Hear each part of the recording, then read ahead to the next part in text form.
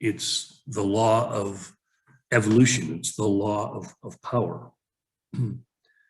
That what will emerge after the dust settles is what I'm talking about, this new earth, where we no longer abdicate this authority to other humans.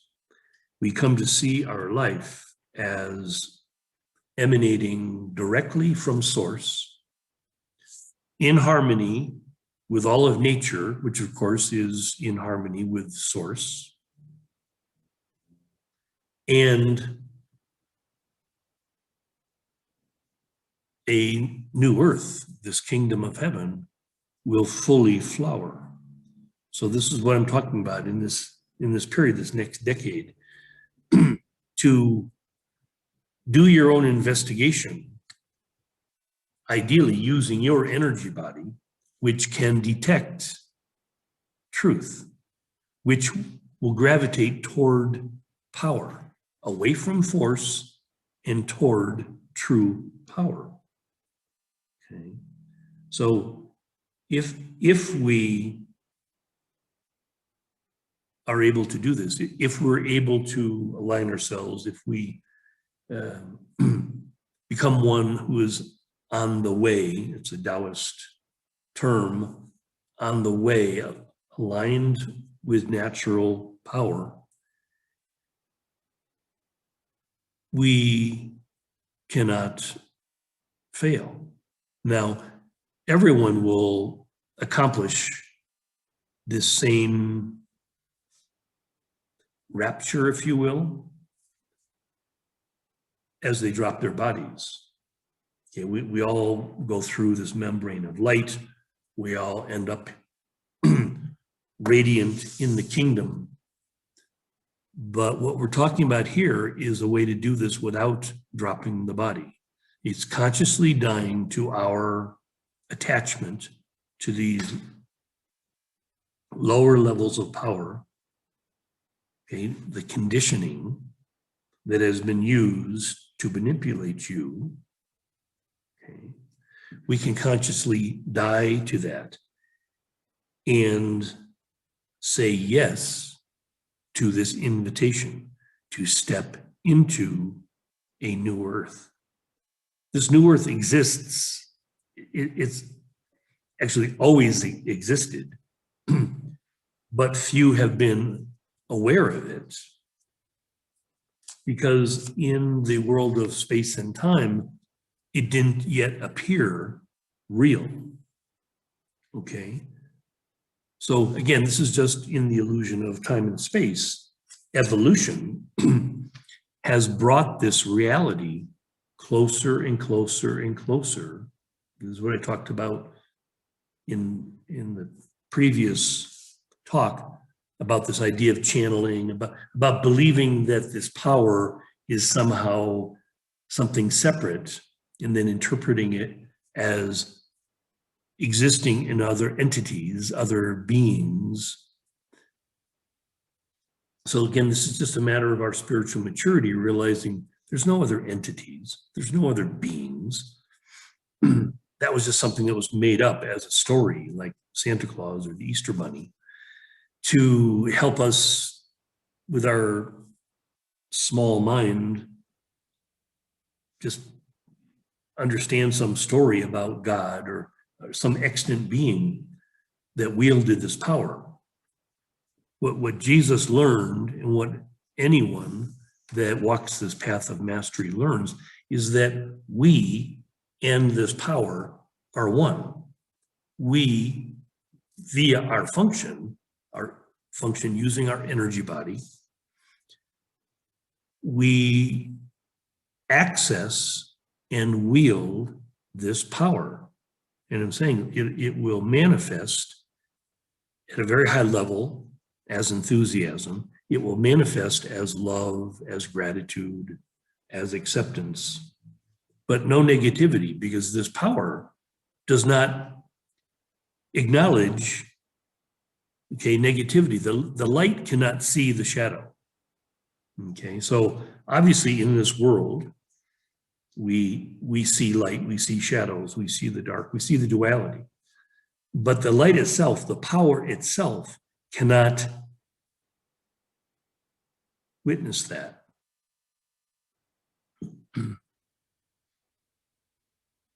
Okay. For example, if you put it in the form, the framework of love, what love sees is the call for love. Okay. What creativity sees is the necessity of creation, something new, right? Necessity is the mother of invention or evolution. Creativity is attracted to open space, an invitation for something new. The key for us, like I've said before, is to eliminate any interference patterns, make within us an open space for this energy to flow, okay? And then using our body and our person as a communication device, we share this power with our world. This is the key. It's beautiful, it's simple. There's no possibility of failure as we align ourselves with truth, okay? Power, light. Think about these words, right? Write them down. It's like these are all the same thing. Truth, beauty, power, love, light, okay? These are all, you could say, there's this power, this energetic power, like this white light, and then it breaks into the 7 fractals, the colors of the rainbow, these just different aspects of the same thing. But the power is singular, okay? It's universal.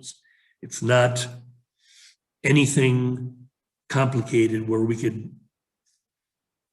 argue or people would have different theories about it. We're way beyond theories. We're talking about a direct experiential knowing. This is what I remember reading before, what almost all of the teachers that I remember, these self-realization fellowship started by Paramahansa Yogananda.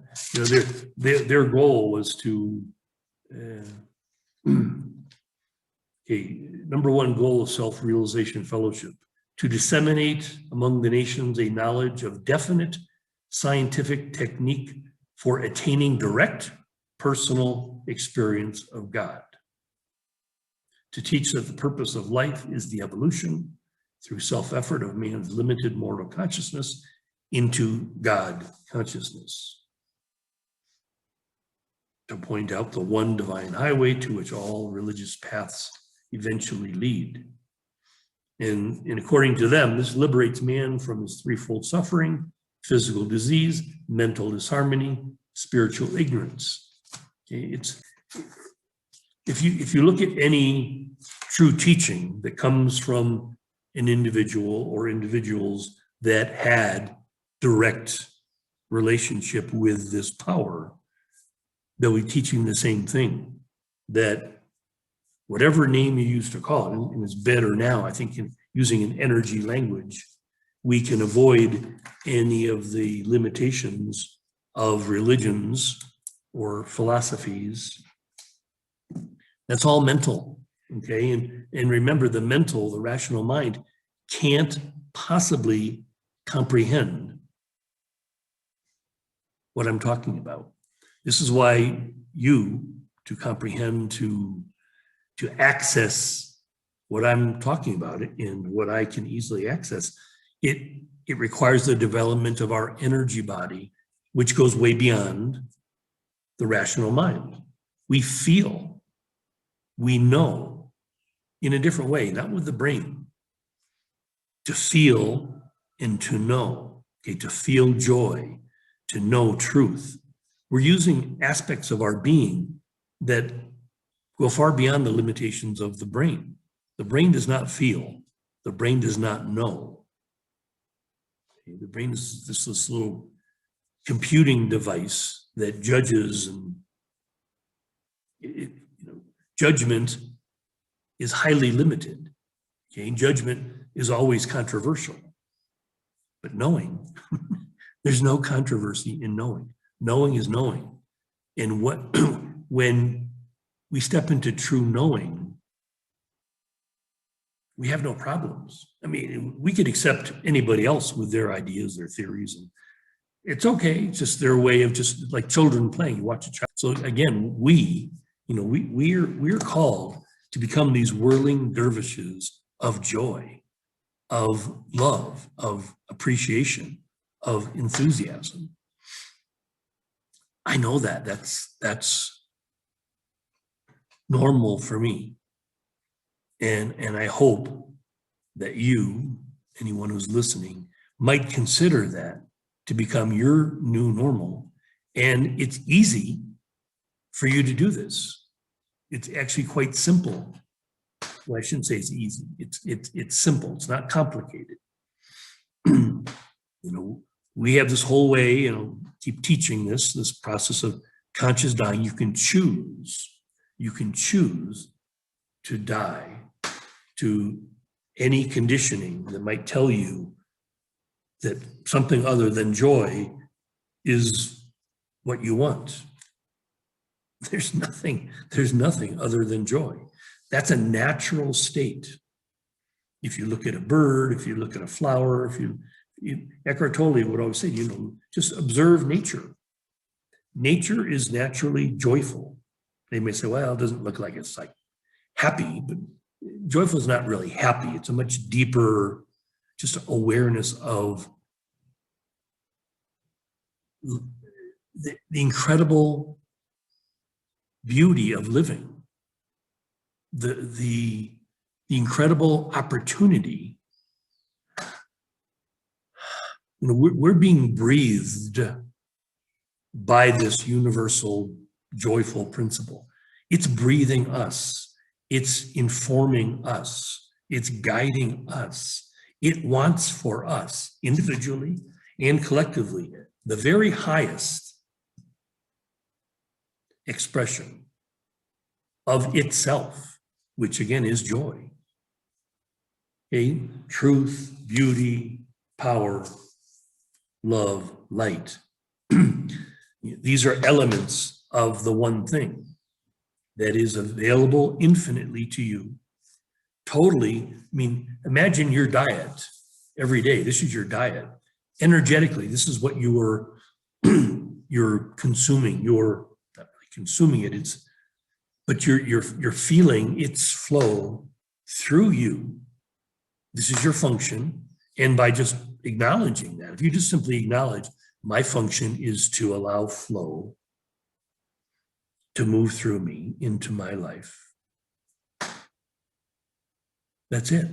There's nothing else to figure out. There's no other more important thing you should be doing. And you can be doing this wherever you are, whatever. It doesn't matter in form what you're doing. It's not the form any longer that counts. It's why you're doing what you're doing. Maybe a little bit the how, but it's really the why. Why do you live? What is your purpose? What is the true meaning of your existence? Once you know that, once you're fully infused with that knowing, then details meaningless. Have an amazing day. I love you so much.